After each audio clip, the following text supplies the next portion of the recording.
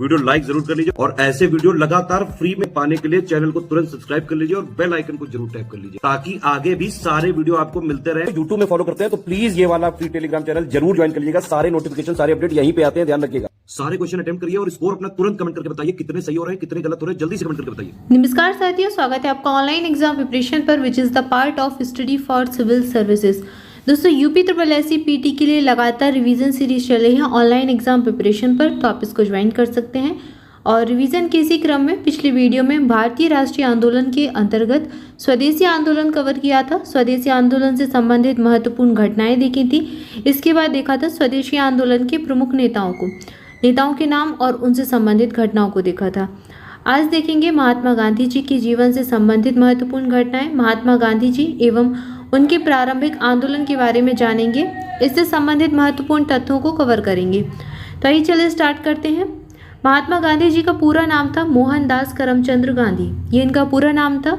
गांधी जी के नाम से इनको जानते हैं। इनको बापू, महात्मा जी और राष्ट्रपिता की उपाधियां मिली थी और ये अलग अलग उपाधियां अलग अलग लोगों के द्वारा दी गई थी। गांधी जी का जन्म हुआ था 2 अक्टूबर 1869 को 1869 में पोरबंदर गुजरात में इनका जन्म हुआ था, गुजरात राज्य के पोरबंदर में। इसके बाद इनकी जो प्रारंभिक शिक्षा है वो राजकोट में हुई।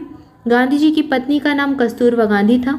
गांधी जी के पिता का नाम करमचंद गांधी था, इसलिए इनके नाम के साथ करमचंद गांधी जुड़ा हुआ है। करमचंद गांधी पोरबंदर, पंकानेर और राजकोट राज्यों में दीवान थे। तो इनके पिताजी दीवान थे और गांधी जी के पिता थे। इनका उपनाम था वो कवा था, कवा गांधी, यानी कि करमचंद गांधी जी को कवा गांधी के नाम से जाना जाता था।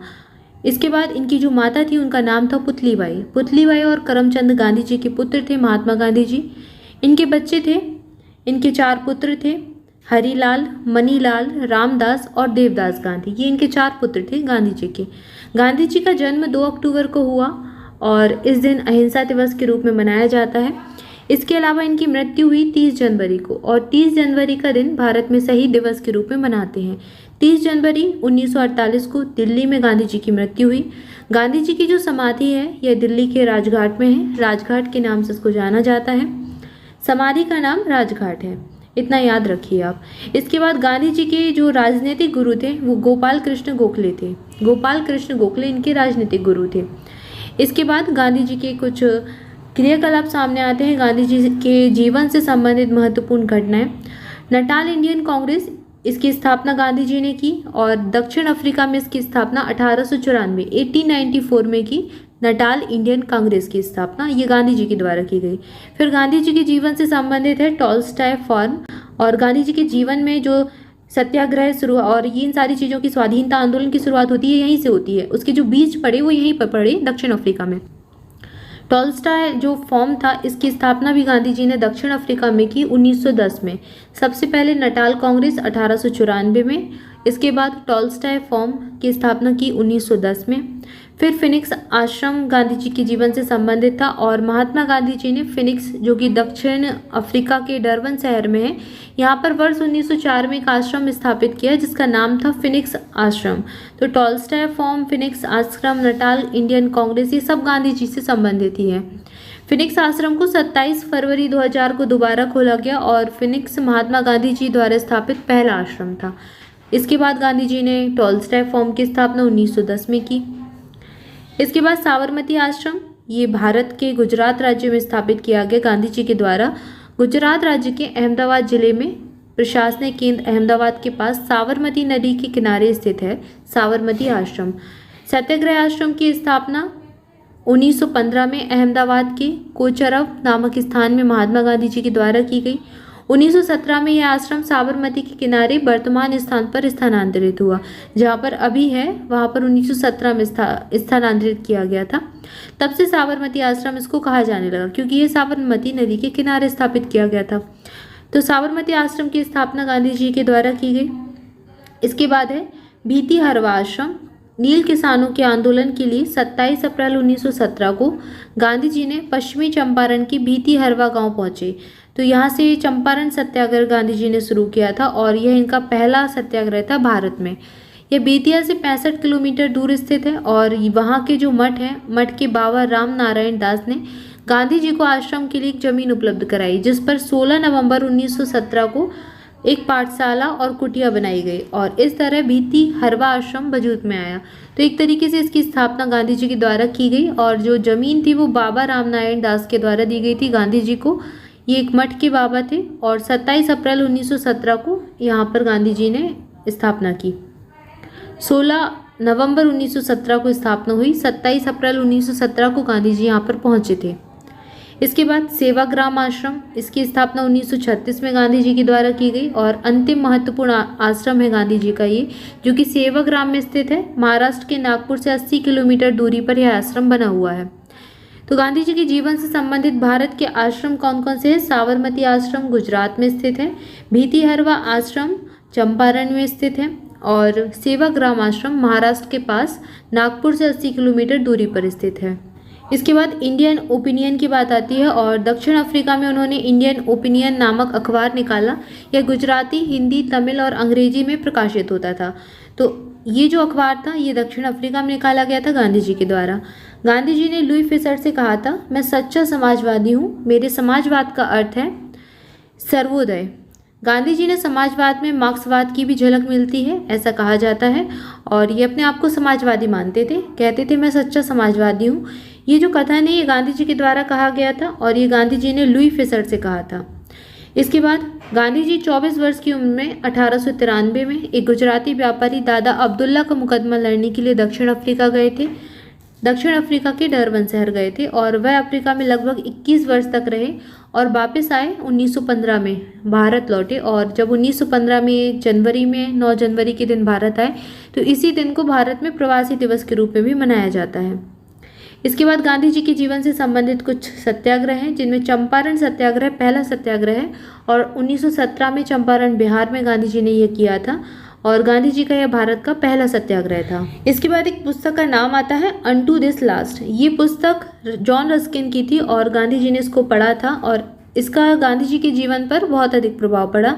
गांधी जी ने अपनी आत्मकथा में लिखा है कि इस पुस्तक ने उनके जीवन को परिवर्तित कर दिया था। इस पुस्तक के लेखक थे जॉन रस्किन और गांधी जी ने अपने दक्षिण अफ्रीका प्रवास के दौरान इसको पढ़ा हुआ था। इसके बाद रस्किन और टॉल्स्टॉय का गांधी जी के जीवन पर प्रभाव पड़ा। धर्मनिरपेक्ष लेखकों में गांधीवादी विचारधारा को थोरो, रस्किन, टॉल्स्टॉय ने सबसे अधिक प्रभावित किया। गांधी जी ने थोरो से सविनय अवज्ञा और करबंदी की प्रेरणा पाई। रस्किन से गांधी जी ने शारीरिक परिश्रम का आदर करना सीखा। इसके अलावा टॉल्स्टॉय के प्रसिद्ध वाक्य ईश्वर का वास तुम्हारे भीतर है से गांधी जी काफ़ी प्रभावित हुए और उनके अहिंसक असहयोग का आधार यही बना। तो गांधी जी के जीवन पर जो प्रभाव पड़ा वो रस्किन का पड़ा। रस्किन की एक बुक इन्होंने पढ़ी थी अनटू दिस लास्ट। इसके अलावा टॉल्स्टॉय के विचारों का भी गांधी जी के जीवन पर बहुत अधिक प्रभाव पड़ा। इसके बाद चंपारण, अहमदाबाद और खेड़ा आंदोलन की बात करेंगे। 1917 में चंपारण आंदोलन हुआ, 1918 में खेड़ा आंदोलन हुआ और ये गांधी जी के आरंभ के 3 संघर्ष थे। चंपारण बिहार में हुआ था, अहमदाबाद और खेड़ा दोनों गुजरात राज्य के हिस्से हैं और यहीं पर यह आंदोलन हुआ। चंपारण तथा खेड़ा आंदोलन किसानों का आंदोलन था, जबकि अहमदाबाद का आंदोलन औद्योगिक मजदूरों का आंदोलन था। इसके बाद पंडित राजकुमार शुक्ल जी का नाम आता है और महात्मा गांधी जी को चंपारण आने तथा कृषकों की समस्या की जांच करने के लिए इन्होंने राजी किया था। पंडित राजकुमार शुक्ल, इनके द्वारा ही गांधी जी को राजी किया गया था चंपारण आंदोलन में भाग लेने के लिए, चंपारण आने के लिए। तथा चंपारण की समस्या की जांच में गांधी जी ने सहयोगियों में आचार्य जेवी कृपलानी थे, साथ में doctor Rajendra Prasad, Mahadev Desai, CF Andrews, doctor Anugrah Narayan Singh, Rajkishore प्रसाद और HS पोलाक, ये सभी भी गांधी जी के साथ सम्मिलित थे। इन्होंने गांधी जी का सहयोग किया। इसके बाद गांधी जी के जीवन से जुड़े हुए हैं NG रंगा और NG रंगा ने महात्मा गांधी के चंपारण सत्याग्रह का विरोध किया था, जबकि रविन्द्रनाथ टैगोर ने चंपारण सत्याग्रह के दौरान महात्मा गांधी की उपाधि दी थी इनको। तो गांधी जी को महात्मा की उपाधि यहीं से मिली, इनके पहले सत्याग्रह से, चंपारण सत्याग्रह से, और यह उपाधि किसने दी? रविन्द्रनाथ टैगोर ने दी। इसके बाद गांधी जी को राष्ट्रपिता की उपाधि सुभाष चंद्र बोस जी के द्वारा दी गई थी। तो आगे ये पढ़ेंगे। इसके बाद 6 जुलाई 1944 को सुभाष चंद्र बोस ने आज़ाद हिंद रेडियो पर बोलते हुए गांधी जी को संबोधित किया और भारत की स्वाधीनता का आखिरी युद्ध शुरू हो चुका है, ऐसा कहा। राष्ट्रपिता, भारत की मुक्ति के इस पवित्र युद्ध में हम आपका आशीर्वाद और शुभकामनाएं चाहते हैं। तो यहाँ से राष्ट्रपिता की उपाधि गांधी जी को मिली और महात्मा गांधी को सबसे पहले राष्ट्रपिता सुभाष चंद्र बोस ने कहा। तो इन उपाधियों के बारे में पूछा जाता है कभी कभी। तो राष्ट्रपिता की उपाधि सुभाष चंद्र बोस ने दी गांधी जी को। इसके अलावा अगर पूछा जाए महात्मा की उपाधि किसने दी, तो किसके द्वारा दी गई? रविन्द्रनाथ टैगोर के द्वारा। तो ये गांधी जी के जीवन से संबंधित महत्वपूर्ण घटनाएं थी, उनके जीवन से संबंधित महत्वपूर्ण लोग थे और उनके जन्म तथा जीवन के बारे में कुछ महत्वपूर्ण तथ्य थे। इनको हमने देखा।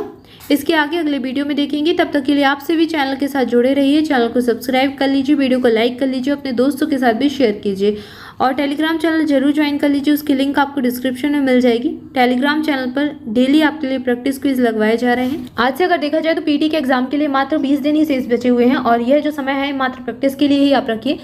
यहाँ पर आप प्रैक्टिस कीजिए और रिवीजन कीजिए। इसके लिए आप टेलीग्राम चैनल पर डेली क्विज लगा सकते हैं, उसकी लिंक डिस्क्रिप्शन में है। इसके अलावा ऑनलाइन एग्जाम प्रिपरेशन की टेलीग्राम चैनल भी जरूर ज्वाइन कर लीजिए, उसकी लिंक भी आपको डिस्क्रिप्शन में मिल जाएगी।